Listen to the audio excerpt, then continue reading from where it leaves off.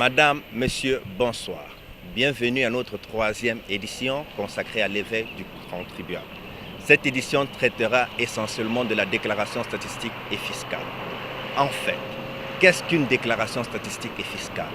Quelles sont les parties obligatoires d'une déclaration statistique et fiscale? Est-ce que les déclarations statistiques et fiscales obéissent-elles aux mêmes standards? Pour répondre à ces interrogations, nous sommes allés à la rencontre des experts qui éclaireront la lanterne des contribuables. Restez scotchés. Quelle est la teneur, la nature, voire la quintessence du concept déclaration statistique et fiscale? Déclaration statistique et fiscale, comme l'expression l'indique, c'est une déclaration d'abord. On déclare quoi? On déclare l'ensemble des opérations réalisées au cours de l'exercice dans un document qu'on appelle déclaration statistique et fiscale. C'est un ensemble de données chiffrées, n'est-ce pas, qui pour nous constitue encore ce qu'on appelle les états financiers.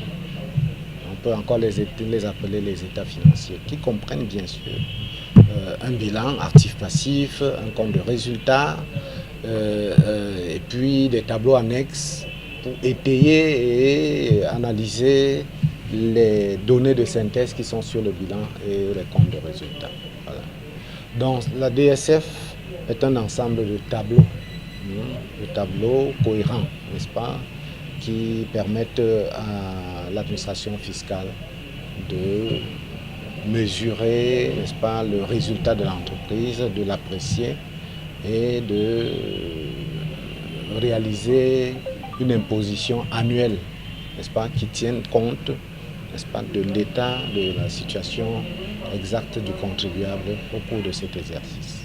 Existe-t-il plusieurs types de déclarations statistiques et fiscales? Quand je fais allusion au type de déclaration statistique et fiscale, je fais appel aux différentes normes et standards dont obéissent les DSF.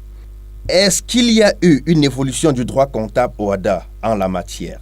En termes de DSF, nous sommes arrivés au système comptable WADA qui au départ avait élaboré trois types de DSF. Le système minimal de trésorerie, le système allégé et le système normal. Donc ça c'était en fonction du chiffre d'affaires de l'entreprise, de la dimension de l'entreprise. Ce qui signifie que les petites entreprises sont arrimées au système minimal de trésorerie, qui est un ensemble de tableaux pas très compliqué pour les petites entreprises. Il y a le système allégé qui est le système intermédiaire pour les entreprises qui ne sont pas très grandes, les petites et moyennes entreprises. Et puis le système normal qui est réservé aux grandes entreprises en général, aux entreprises qui ont un chiffre d'affaires minimal de 100 millions. Mais il y a une évolution aujourd'hui avec la réforme du système comptable, du droit comptable WADA qui vient d'avoir lieu depuis janvier 2016. Il y a eu une nouvelle réforme, n'est-ce pas, de cet ensemble de déclarations statistiques et fiscales, ou plutôt des états financiers. Désormais, il n'y a plus trois types de DSF. La nouvelle législation WADA a instauré deux types de DSF. En réalité, le système allégé a été supprimé. Et cette innovation va entrer en vigueur bientôt, d'ici janvier 2019. Les entreprises devraient déjà se préparer à ça. Le système allégé a sauté, il va rester le système normal et le système minimal de trésorerie. Le système normal est un ensemble de 39 tableaux tel que c'était conçu avant. Mais avec l'évolution et les innovations du droit comptable WADA, le nouveau système normal de DSF ne comprendra pas seulement 39 tableaux, parce qu'il y a eu une évolution sur la présentation même des états financiers Et aujourd'hui, l'administration fiscale est en train de refaire ces tableaux de DSF. On pourrait se retrouver avec plus de 50 tableaux parce que le WADA s'est arrimé aux normes internationales avec beaucoup plus de détails et beaucoup plus de notes annexes qui expliquent mieux le bilan dans l'ensemble de la DSF aussi. Nous présumons qu'une bonne déclaration statistique et fiscale en tant que document devrait avoir des parties obligatoires. Si oui, quelles sont ces parties? Certainement, déjà, il s'agit d'états de synthèse. Voilà. Il s'agit d'états de synthèse dont nous aurons toujours nécessairement la situation patrimoniale qu'on appelle le bilan actif-passif. Nous aurons le compte de résultat qui sont les comptes de charges et de produits, là où on a le chiffre d'affaires, n'est-ce pas, il y a un ensemble de charges qui dégagent un bénéfice ou une perte, un résultat qui sera donc imposé au niveau de l'administration fiscale. Et maintenant, on aura un ensemble de tableaux explicatifs, n'est-ce pas, qu'on appelle tableaux annexes, certainement, qui sont obligatoires aussi parce que il faut que ce qui est ce qui se trouve, n'est-ce pas, dans les documents de synthèse, situation patrimoniale, résultat, puisse être explicité dans ces tableaux. Donc on aura par exemple un tableau de passage du résultat comptable au résultat fiscal. C'est obligatoire parce que le législateur va chercher à savoir comment vous avez pu obtenir votre résultat fiscal pour être imposé.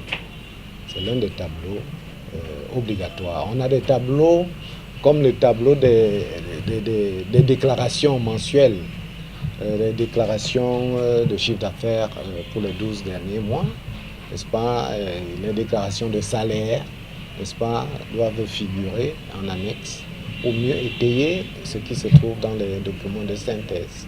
Voilà. Et il doit exister certainement une cohérence entre ces tableaux d'analyse et les tableaux de synthèse. En termes d'obligation, qu'est-ce qu'une entreprise qui a réalisé un bénéfice est astreinte à faire en fin d'exercice? Qu'en est-il si cette entreprise n'a engrangé aucun profit, mais plutôt des pertes à la fin d'exercice? L'obligation, c'est d'abord une obligation déclarative. Il faut déclarer. Qu'on soit bénéficiaire ou déficitaire, il faut déclarer. Donc, quand on a déclaré, si on a un bénéfice, ce bénéfice sera taxé suivant les normes de l'administration fiscale et suivant la législation. Les entreprises, les sociétés sont taxées, sont imposées à l'impôt sur les sociétés, par exemple. Les entreprises individuelles sont imposées à l'impôt sur le revenu, n'est-ce pas, les personnes physiques, l'IRPP. Et donc, ça va dépendre. Quand il y a un bénéfice, il y a un impôt à payer sur le bénéfice. Par contre, quand il y a une perte, généralement, il n'y a pas d'impôt à payer. Il n'y a pas d'impôt à payer. Mais comme la législation impose quand même un minimum sur le chiffre d'affaires qui est sous forme d'acompte à déclarer chaque mois au cours de l'exercice, on peut dire que le contribuable paye au moins ce minimum. Parce que l'administration fiscale ne va pas lui rembourser cela en tenant compte qu'il s'agit d'une perte. Non, c'est acquis pour l'administration. Mais le contribuable ne payera plus un surplus là-dessus en cas de perte. Je dois tirer déjà un coup de chapeau et louer l'initiative de la création d'une telle association qui était venue fort heureusement donner un coup de main à tous les contribuables qui sont, n'est-ce pas, parfois perdus dans leur encadrement en ce qui concerne leur fiscalité. Cette association avait pour objectif principal, n'est-ce pas, la défense des droits des contribuables. Défendre le droit des contribuables, c'est venir au secours de ceux-là qui, parce qu'ils ne comprennent pas grand-chose et ce n'est pas leur spécialité, sont parfois arnaqués par les uns et les autres en ce qui concerne le paiement de leurs impôts et de leurs taxes. Cette association a encadré plusieurs contribuables qui vraiment en ont trouvé satisfaction. Et je crois qu'aujourd'hui, même le gouvernement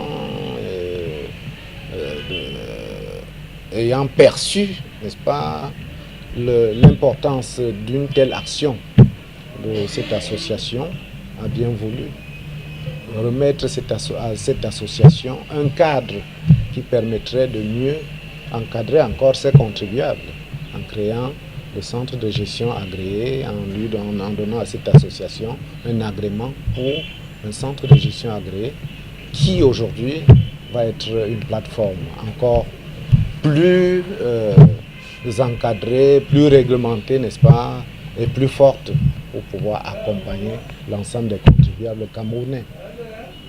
Voilà ce que je peux dire par rapport à cette association et par rapport au centre de gestion agréé qui est la bienvenue et qui constitue pour les contribuables camerounais un espoir, n'est-ce pas, pas des moindres, pour pouvoir les accompagner efficacement dans leurs activités. L'éveil du contribuable est la raison d'être de l'Association camerounaise pour la défense des droits du contribuable. L'accompagnement et le suivi des contribuables est son cheval de bataille. Vous nous avez suivis de bout en bout et nous espérons que vous avez moult raisons à vous joindre à nous afin que le CGA-ACDC puisse vous accompagner dans vos futures missions avec le fisc. Soyez remerciés.